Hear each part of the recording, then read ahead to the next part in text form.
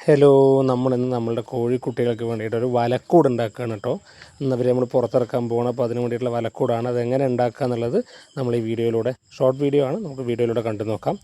അതിനായിട്ട് നമ്മൾ ആദ്യം കുറച്ച് PVC പൈപ്പുകളാണ് കേട്ടോ വാങ്ങിച്ചിട്ടുള്ളത്. അതിന് വാങ്ങിച്ച് അതിൻ്റെ നമ്മളൊരു കൊതുക് വല ഓൾറെഡി വാങ്ങിച്ചിട്ടുണ്ടായിരുന്നു. അപ്പോൾ കൊതുക് വലയാണ് അതിൻ്റെ മുകളിൽ സെറ്റ് ചെയ്യുന്നത്. അപ്പോൾ അതിൻ്റെ അളവിലേക്ക് വേണ്ട PVC പൈപ്പ് നമ്മൾ പല രീതിയിൽ കട്ട് ചെയ്തെടുക്കുകയാണ്. കാരണം എന്താ വെച്ചാൽ കോഴിക്കുട്ടികൾ ചെറുതല്ലേ, 10 ദിവസമേ പ്രായമായിട്ടുള്ളൂ. നമ്മൾ അന്ന് ഇൻക്യുബേറ്ററിൽ വെച്ച് വിരിയിച്ചതിൻ്റെ എല്ലാം തന്നെ വീഡിയോ നമ്മൾ ഷെയർ ചെയ്തിട്ടുണ്ടായിരുന്നല്ലോ. അപ്പോൾ അവരൊറ്റയടിക്ക് നമ്മൾ പുറത്തേക്ക് വിടാൻ കഴിയില്ല, എന്നാൽ ചെറിയ കൂട്ടിനകത്ത് അധിക ദിവസം ഇടാനും പറ്റില്ലല്ലോ.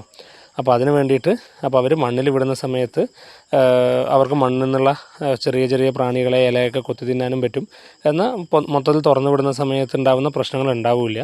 ഇങ്ങനെ കുറേ ദിവസം വിട്ടൊരു 2 ആഴ്ചയും കൂടി കഴിയുമ്പോൾ നമുക്ക് ഓപ്പണിലേക്ക് തുറന്നു വിടാമെന്നാണ് വിചാരിക്കുന്നത്. അപ്പോൾ അത് കണ്ടില്ലേ, ഈ പറയണ പോലെ 4 എൻഡിൽ ഒരു സ്ക്വയറായിട്ടുള്ളൊരു സാധനം ഉണ്ടാക്കുന്നത്.